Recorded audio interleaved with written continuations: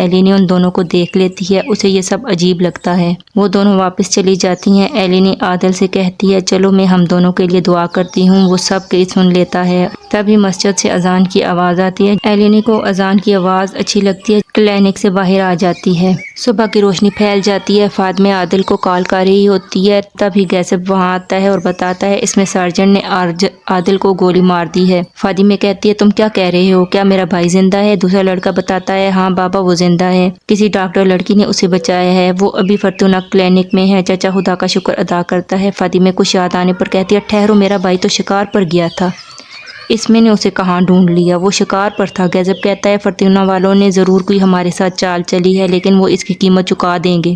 چچا گیزب سے پیسٹل لیتے ہوئے کہتا ہے پاگل پن مت کرو اور یہ مجھے دے دو، خاموشی سے پہلے ہم جا کر باس کو لیں گے، پھر جس سے نبٹنا ہے نبٹ لیں گے۔ گیزب کہتا ہے ٹھیک ہے بابا۔ چچا فاطمہ کے ساتھ کلینک کے لیے چلا جاتا ہے۔ دوسری طرف اس میں محتاط سے اطراف میں دیکھتے ہوئے کلینک جاتی ہے۔ ایلینی برآمدے کے بینچ پر سوئی ہوئی ہوتی ہے، اس میں عادل کے پاس جاتی ہے۔ عادل نیم بے ہوشی میں ہوتا ہے۔ عادل دھیرے سے آنکھیں کھولتا ہے اور کہتا ہے یہ خواب ہے؟ اس میں کہتی ہے ہاں یہ خواب ہے۔ عادل کہتا ہے یہ ناممکن ہے۔ اس میں کہتی ہے کیوں؟ عادل کہتا ہے کیونکہ میرے خواب میں بھی تم حرام ہو۔ اس میں کو دکھ ہوتا ہے اور وہ وہاں سے چلی جاتی ہے۔ دوسری طرف ایلینی عادل کا بلڈ پریشر چیک کر کے نیکو کو بتا رہی ہوتی ہے۔ وہ کہتی ہے کہ آپریشن کے بعد پہلے دن ریکوری مثبت ہے۔ پھر ایلینی اپنے موبائل کور کو پہنتے ہوئے نیکو سے کہتی ہے کاش وہ مغرور ڈاکٹر آ جائے تاکہ ہم جاگنگ پر جا سکیں۔ تبھی فاطمہ کی آواز آتی ہے۔ فاطمہ بھائی کے پاس جا کر اسے پیار کرتی ہے۔ چچا کہتا ہے خدا کا شکر ہے میری بچی۔ پھر وہ اپنا تعارف کرواتا ہے، میں انکل امیرم ہوں کوچاری سے اور یہ پاگل لڑکی اس کی بہن ہے۔ فاطمہ ایلینی سے کہتی ہے تم ڈاکٹر ہو نا،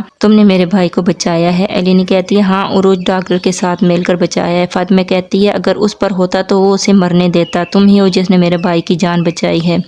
چچا ایلینی سے کہتا ہے خدا تمہیں خوش رکھے لڑکی کے، پھر کہتا ہے تم تھک گئی ہوگی، گھر جا کر آرام کر لو، ہم یہاں موجود ہیں۔ ایلینی کہتی ہے اصل میں آرام نہیں کرنا چاہتی، میں باہر جانا چاہتی ہوں، شاید جاگنگ کے لیے۔ پھر ایلینی اپنا کارڈ چچا کو دیتی ہے اور کہتی ہے لیکن یہ لے میرا کارڈ، اگر کوئی مسئلہ ہو ایمرجنسی ہو تو کال کرنا، ٹھیک ہے؟ چچا کہتا ہے ٹھیک ہے، اب تم جا کر دوڑ سکتی ہو۔ ایلینی دروازے پر کھڑے مسلح افراد کا کہتی ہے کہ ان کا کیا ہوگا؟ ایلینی آدھی بات کر کے چھوڑ دیتی ہے۔ چچا کہتے ہیں ٹھیک ہے اور میں تمہیں باہر لے جاتا ہوں۔ جب ایلینی اس کے ساتھ باہر آتی ہے تو گیزب کہتا ہے ہیلو ڈاکٹر۔ ایلینی کہتی ہے جی۔ گیزب کہتا ہے تم نے میرے کزن کو بچایا ہے۔ پھر وہ گھٹنوں کے بل بیٹھ کر کہتا ہے اب سے میری جان اور میری بندوق تمہارے لیے ہے ڈاکٹر۔ ایلینی حیرت سے اسے دیکھ رہی ہوتی ہے، جس پر ایوب خان کہتا ہے اس نے بہت زیادہ فلمیں دیکھ لی ہیں۔ گیزب دوسرے لڑکے کو ناراض ہو کر دیکھتا ہے۔ ایلینی کہتی ہے تو میں کیا کروں؟ چچا کہتا ہے آپ کچھ مت کرو، بس سائڈ سے ہو کر گزر جاؤ اور دوڑو۔ ایلینی وہاں سے چلی جاتی ہے۔ اس کے جاتے ہی گیزب اونچی آواز سے کہتا ہے خدا تمہیں لمبی عمر دے، میں اپنا دل ان راستوں پر رکھوں گا جن پر تم قدم رکھتی ہو۔ ایلینی وہاں سے چلی جاتی ہے۔ ایلینی پہاڑ پر بنے کچے راستوں سے ہوتے ہوئے جا رہی ہوتی ہے۔ اس کے گلے میں پڑی سلیب سب کو نظر آ رہی ہوتی ہے۔ پل سے گزرتے ہوئے کشتیوں والے حصے میں آ جاتی ہے اور رک کر پانی پیتی ہے۔ تبھی اس کی نظر ایک ٹب پر پڑتی ہے جس میں شکار کی گئی مچھلیاں پڑی ہوتی ہیں، تو وہ کہتی ہے میں تمہیں تمہاری فیملی سے ملاتی ہوں، تمہارے خاندان والے سے۔ تبھی عروج اسے یہ سب کرتے دیکھ لیتا ہے اور کہتا ہے تم کیا کر رہی ہو ان کے ساتھ؟ ایلینی کہتی ہے میں انہیں ان کے خاندان سے ملا رہی ہوں۔ عروج کہتا ہے یہ مچھلیاں ہیں، مچھلیاں میں انہیں پکا کر کھانے والا۔ کچھ ہی فاصلے پر گوخان ان پر نظر رکھے ہوتا ہے اور ان کی تصویریں بنا رہا ہوتا ہے۔ گوخان زیرف کے فون پر وہ تصویریں بھیجتا ہے۔ ہجران کہتی ہے اب کیا ہوا؟ زیرف اس کے سامنے موبائل رکھ کر وہیں بیٹھتے ہوئے کہتی ہے یہ ہو گیا ہے ہجران۔ اس میں گھر کے باغیچے میں آتی ہے اور سب کو سلام کرتی ہے۔ اس میں زیرف سے کہتی ہے کیا بات ہے بہن، تم نے مجھے کیوں بلایا؟ میرا میونسپل کمیٹی میں کام تھا۔ زیرف کہتی ہے میرا معاملہ زیادہ ضروری ہے، بیٹھو ہم بات کریں گے۔ ہم بات کریں گے کہ اس نئی یونانی لڑکی کو یہاں سے کیسے بھیجا جائے۔ اس میں کہتی ہے ہم ڈاکٹر کو کیوں بھیجیں گے؟ زیرف کہتی ہے تمہارا کیا مطلب کیوں؟ اس لڑکی نے تمہیں کوچاری کو مارتے ہوئے دیکھ لیا ہے، اگر وہ بولی تو تمہیں جیل ہو جائے گی۔ ہجران کہتی ہے وہ واقعی ایسا کرے گی، کل وہ ضد کر رہی تھی وہ پولیس کے پاس جا کر تمہارے خلاف شکایت کرے گی۔ عروج نے بمشکل اس لڑکی کو روکا ہے۔ اس میں کہتی ہے تم کیا کرو گی زیرف بہن؟ اگر میں اسے پکڑ کر بھیجوں گی تو مسئلہ اور بڑھ جائے گا، وہ مجھے رپورٹ کر دے گی۔ زیرف کہتی ہے حل کچھ اور سوچیں گے۔ اس میں کہتی ہے حل ایسا ہونا چاہیے کہ لڑکی کے ساتھ کچھ بھی برا مت ہو۔ ہجران کہتی ہے اگر ہم نہیں کریں گے تو وہ کرے گی۔ وہ ساری رات کوچاری کے ساتھ کھڑی رہی۔ ہجران اور زیرف ایک دوسرے کو دیکھتی ہیں، جبکہ زیرف کا چہرے پر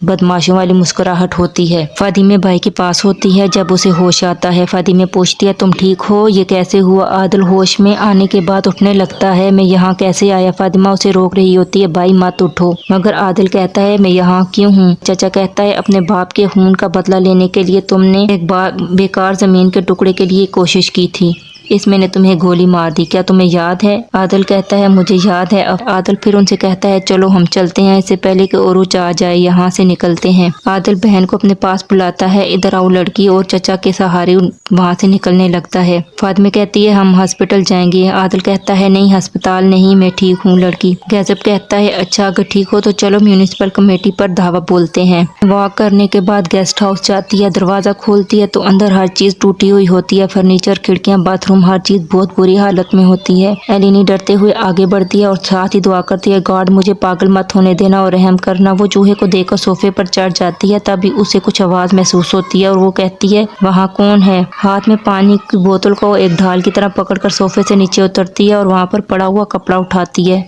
तो नीचे एक बकरी का बच्चा होता है। एलिनी हाथ से पानी की बोतल खिड़की में रख देती है और उसे देखने लगती है, फिर कहती है आह तुम्हारी तो टांग टूटी हुई है, मगर डरो नहीं, मैं ठीक कर दूंगी, तुम ठीक हो जाओगे। अपने इतराफ में वो लकड़ी देखती है और लकड़ी को उठाकर उसको तोड़ने की कोशिश करती है, साथ में बातें कर रही होती है। तभी आदिल उसे देखकर कहता है क्या तुम्हें मदद चाहिए? एलिनी उसे कहती है तुम्हें मुझसे ज्यादा मदद की जरूरत है। वो मुस्कुराती है, फिर कहती है कि तुम खड़े क्यों हो? आदिल कहता है मैं डॉक्टर एलिनी मरियानो से मिलना चाहता था, जिसने मेरी जान बचाई। एलिनी शर्माते हुए कहती है मैंने सिर्फ अपना काम किया। आदिल फिर कहता है और अब इस बकरी के बच्चे की टांग को ठीक कर रही है। आदिल फिर उसके पास आता है और उसके हाथ से लकड़ी का टुकड़ा लेकर उसको तोड़ने लगता है। एलिनी उसे रोकती है लेकिन तुम्हारे टांगे खराब हो जाएंगे, रुको, मगर आदिल उसी टांग से फटी को तोड़ लेता है। एलिनी कहती है तुम बहिरा असवद वाले बहुत जिद्दी हो। आदिल बकरी के बच्चे की टांग बांध रहा होता है। एलिनी उससे पूछती है क्या मैं मदद करूँ? आदिल उसे बकरी के बच्चे की बैंडेज करने में मदद के लिए कहता है और साथ ही पूछता है तुम यहाँ क्या कर रही हो? एलिनी बताती है कि मैं एथेंस छोड़ आई हूँ, मुझे यहाँ तैनात किया गया है। वो कुछ अपसेट सी होती है और आदिल को बताती है कि मैं अपने खानदान को ढूंढ रही हूँ। आदिल कहता है तुम्हारा असल खानदान मतलब? एलिनी उसे बताती है हाँ मेरा असल खानदान मेरी माँ फरतूना से है,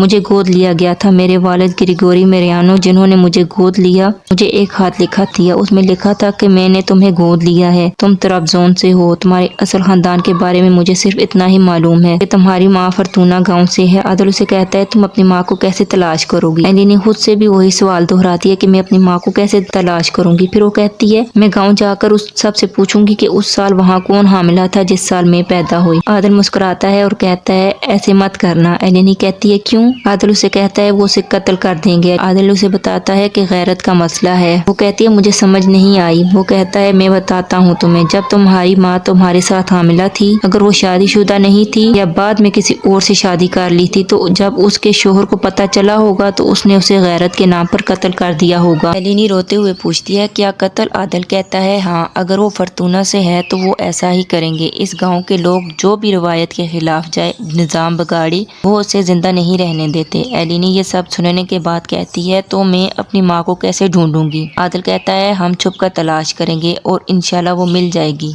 आदिल फिर उसे कहता है तुम ये किसी को मत बताना और फरतूना में किसी पर भरोसा मत करना। फिर वो एलिनी से उसका फोन नंबर लेकर उसमें अपना फोन नंबर ऐड करता है और कहता है ये मेरा नंबर है, अगर कभी मुश्किल हो तो कॉल करना। एलिनी कहती है मैंने सुना कि तुम्हारे बाप का कत्ल हुआ है, उन्होंने तुम्हारे बाप को मारा था। आदिल सीने पर हाथ रखकर कहता है 6 गोलियां यहाँ चलाई गई। एलिनी कहती है वो तुम्हारे दुश्मन है, तुम उनके दुश्मन हो। आदिल उसे कहता है लेकिन अब से मैं तुम्हारा दोस्त हूँ, तुमने मेरी जान बचाई, मैं इसे कभी नहीं भूलूंगा। एलिनी आदिल से हाथ मिलाते हुए कहती है तुम बहिरा असवद में मेरे पहले दोस्त हो। आदिल एलिनी से हाथ मिलाते हुए कहता है देखो बहिरा असवद की दुश्मनी बदसूरत हो सकती है लेकिन इसकी दोस्ती भी शानदार है। फिर वो कहता है अगर तुम्हें भाई, दोस्त या बाप चाहिए तो मैं हाजिर हूँ। गैजब बकरी का बच्चा उठाकर भाई आ रहा होता है तो वो कहता है अगर तुम्हें बंदूक या असला चाहिए तो मैं भी हाजिर हूँ और फरतूना वालों से होशियार रहना। फिर खुदा हाफिज कहकर चला जाता है। एलिनी उसके जाने के बाद कहती है मुझे फरतूना वालों से क्यों होशियार रहना चाहिए, वो ऐसा क्या करेंगे? बाजार میں ہجران اور زیرف سیف جان اور اس کی ماں کی طرف آ رہی ہوتی ہیں۔ ان سے سلام کہتی ہیں۔ سیف جان کہتی ہے کیا آپ ٹھیک ہیں؟ زیرف کہتی ہے میں ٹھیک ہو جاؤں گی اگر تم یہ چاہو گی تو۔ پھر زیرف ہجران کو اس کی تصویر دکھانے کا کہتی ہے۔ سیف جان اور ایمن تصویر دیکھ کر توبہ توبہ کرتی ہیں۔ زیرف ایمن سے کہتی ہے اس کا نام بدنام کرو تاکہ پورا گاؤں اس کے خلاف ہو جائے اور وہ یہاں سے چلی جائے۔ تبھی ایمن کی ساس اور اس کا شوہر بھی بازار آتے ہوئے نظر آتے ہیں۔ زیرف ایمن کے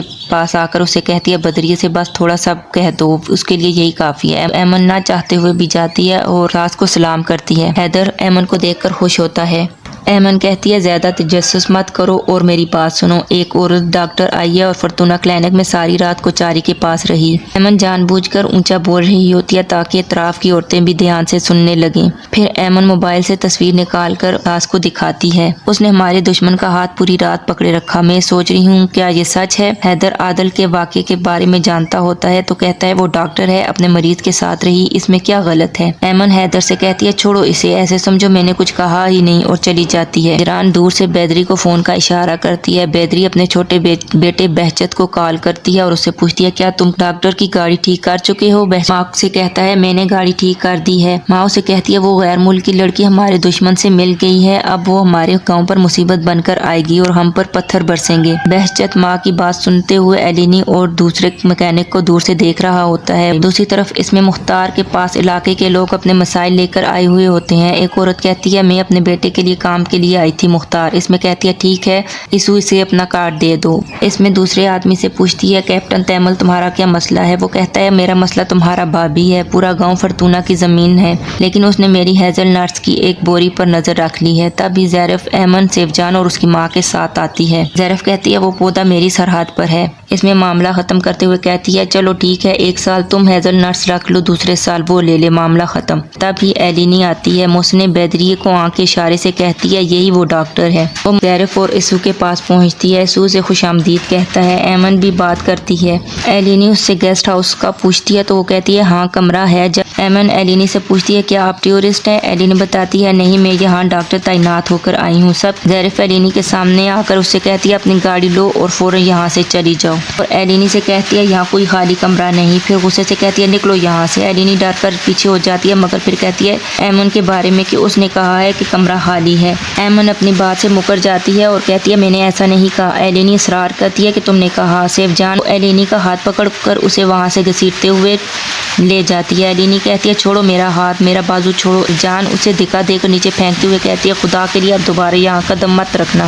ایلینی ایک ہوٹل میں جاتی ہے جہاں محسن اسے روک دیتی ہے اور کہتی ہے ایک بھی کمرہ خالی نہیں ہے، جاؤ یہاں سے۔ وہ وہاں سے واپس پلٹ آتی ہے اور خود سے بات کرتی ہے کہ یہاں کے لوگ کتنے سخت کیوں ہیں۔ پھر اس کی نظر گاڑی کے ٹائر پر پڑتی ہے تو کہتی ہے انہوں نے میری گاڑی کا ٹائر بھی کاٹ دیا۔ ارد گرد دیکھتی ہے مگر وہاں کوئی نہیں ہوتا۔ بہجت چھپ کر اسے دیکھ رہا ہوتا ہے۔ وہ گاڑی وہیں چھوڑ کر پیدل چلنے لگتی ہے۔ بازار سے گزرتے ہوئے لوگوں سے بات کرنا چاہتی ہے مگر سب اس پر نظر پڑتے ہی خود کو مصروف ظاہر کرنے لگتے ہیں۔ وہ ایک دکان پر جا کر کہتی ہے مجھے پانی چاہیے۔ دکاندار اسے جھڑک کر کہتا ہے یہاں پانی نہیں، نکلو یہاں سے۔ اس ایلینی کلینک جاتی ہے جہاں ہجران پہلے سے موجود ہوتی ہے۔ ہجران اسے دیکھ کر دروازے کو لاک لگا کر خود دیوار کے پیچھے چھپ جاتی ہے۔ ایلینی اپنے پاس موجود چابی سے لاک اوپن کرتی ہے مگر لاک بدلا ہوا ہوتا ہے۔ وہ روتے ہوئے وہیں پڑے بینچ پر بیٹھ جاتی ہے۔ بہجت مسلسل اس کے پیچھے ہوتا ہے۔ ایلینی اپنا سوٹ کیس لے کر ساحل سمندر پر آ جاتی ہے اور ایک پتھر پر بیٹھ کر نیکو سے کہتی ہے کم از کم مجھے یہاں سے کسی نے نکالا تو نہیں۔ عادل گاڑی میں بیٹھ کر اس میں کی کیسٹ لگا کر اس کے گانے سنتا ہے۔ بہجت اور چیتن اسے ڈراتے ہیں۔ ایلینی عادل کو کال کرتی ہے اور کہتی ہے مجھے ڈر لگ رہا ہے، مجھے ایسا لگ رہا ہے جیسے کوئی مجھے دیکھ رہا ہے، فالو کر رہا ہے، ہو سکتا ہے یہ میرا وہم ہو، کیا آپ پھر بھی آ سکتے ہیں؟ عادل کہتا ہے میں راستے پر ہوں، تم لوکیشن بھیجو۔ وہ اڑتے ہوئے پتھروں کی اوٹ میں جاتی ہے۔ تبھی چیتن اور بہجت اس کے پیچھے آتے ہیں۔ بہجت کہتا ہے تم کیا دعا کر رہی تھی لڑکی؟ ایلینی کہتی ہے تم کیا چاہتے ہو؟ بہجت کہتا ہے تمہاری موت۔ چیتن ایلینی کا موبائل لے کر نیچے پھینک دیتا ہے اور اسے پکڑ لیتا ہے۔ بہجت اسے مارتا ہے۔ دوسری طرف اوروج کی منگنی ہو رہی ہوتی ہے۔ یہاں ایلینی اپنی زندگی کی جنگ لڑ رہی ہوتی ہے۔ وہ انہیں کہتی ہے مجھے چھوڑ دو، مجھے جانے دو، جبکہ بہجت کہتا ہے آج تم ختم ہو جاؤ گی لڑکی۔ بہجت اس کے چہرے پر دھپڑ مارتا ہے، اسے پیٹ رہا ہوتا ہے۔ بہجت ایلینی کو کہتا ہے تم کہاں بھاگ رہی ہو، جبکہ ایلینی روتے ہوئے کہتی ہے مجھے جانے دو۔ تبھی عادل وہاں پہنچ جاتا ہے۔ وہ ایلینی کو چیتن کی گرفت میں دیکھ کر اس پر چلاتا ہے اے وحشی۔ ایلینی اسے دیکھ کر چیتن سے خود کو چھڑوا کر عادل کی طرف گرتے ہوئے بھاگتی ہے۔ عادل کہتا ہے کیا تمہاری طاقت صرف عورت کے के लिए ही है, आओ मेरी तरफ। क्यों डर रहे हो बहचत, चलो तुम नहीं आते तो मैं खुद तुम्हारी तरफ आ जाता हूँ। बहचत कहता है रुक जाओ, आगे नहीं आना। आदिल बहचत और चेतन से लड़ने लगता है। बहचत आदिल के पीछे से उस पर हमला करता है, आदिल को नीचे गिराकर उसे बुरी तरह से मारता है। बहचत आदिल के जख्म पर मारता है जिसकी वजह से वो गिर जाता है। एलिनी को बहचत की पिस्टल मिल जाती है जिससे वो हवाई फायर करती है। बहचत और चेतन पीछे हटकर जाने लगते हैं। बहचत कहता है मैं तुम्हें नहीं छोड़ूंगा। उनके जाने के बाद एलिनी आदिल के पास बैठकर उसका जख्म दबाते हुए कहती है क्या तुम ठीक हो? आदिल कहता है डरो मत, मैं ठीक हूँ। एलिनी आदिल को सहारा देकर चल रही होती है। एलिनी गाड़ी के पास पहुंचकर आदिल को फ्रंट सीट पर बिठाती है और खुद उसके पास खड़ी होकर उससे पूछती है क्या आप ठीक हो? एलिनी उसका माथा छूकर बुखार चेक करती है और कहती है हाँ तुम ठीक हो। आदिल एलिनी के चेहरे को शफकत से छूते हुए कहता है तुम भी बहुत अच्छी हो माशाल्लाह। ओरोज और सैफजान गाड़ी पर वहाँ से गुजर रहे होते हैं। सैफजान आदिल और एलिनी को देख लेती है और ओरोज को बताती है। ओरोज टेढ़ी नज़र से उन्हें देखकर कहता है सैफजान इसमें क्या नया है, इसको छोड़ो। फिर वो कहता है सैफजान हमें मंगनी की रस्म को मजीद तूल नहीं देना चाहिए, इसको जल्द ही कर लेना चाहिए। एलिनी आदिल को लेकर गाड़ी में जा रही होती है। आदिल का सर एलिनी के कंधे पर होता है। नीम बेहोशी में बातें कर रहा होता है। एलिनी उसकी बातों पर परेशान होती है। बोंजुक उसके सामने आती है और एलिनी की गाड़ी बेकाबू होकर पहाड़ी से नीचे लुढ़क जाती है। दूसरी सुबह गैज़ब, अमीरम चचा, फातिमा और बाकी बंदों के साथ आदिल की तलाश में आ रहे होते हैं। गैज़ब अमीरम चचा से कहता है अगर उन्होंने दोबारा आदिल के साथ कुछ बुरा किया तो इस बार फरतूना को आग लगा दूंगा। उनकी गाड़ियां आदिल और एलिनी के पास से गुजर रही होती हैं मगर वो उन्हें नहीं देख पाते। आदिल और एलिनी की गाड़ी को हादसा होने के बाद एलिनी को होश आता है तो वो अपने अतराफ में देखती है। उसकी नज़र आदिल पर पड़ती है तो वो उसे उठाकर पीछे करती है। उसका बहुत खून बह रहा होता है। वो उसे गाड़ी से बाहर निकाल कर उसे जमीन पर डालती है और उसकी खून को रोकने की कोशिश करती है। उसका मोबाइल देखती है मगर उसकी बैटरी खत्म हो चुकी होती है। वो उसके जख्म को सीती है और उसके ड्राइविंग लाइसेंस को तलाश करके उस पर उसका ब्लड ग्रुप चेक करती है। एलिनी कहती है मेरा भी ब्लड ग्रुप भी पॉजिटिव है और आपका भी। वो शुक्र है। 1 मिनट एक तरीका है, मैं बराह रास्त खून मुंतकिल करूंगी, मैं आपको बराह रास्त अपना खून दूंगी। एलिनी खुद से बातें करते हुए आदिल को अपना खून दे रही होती है।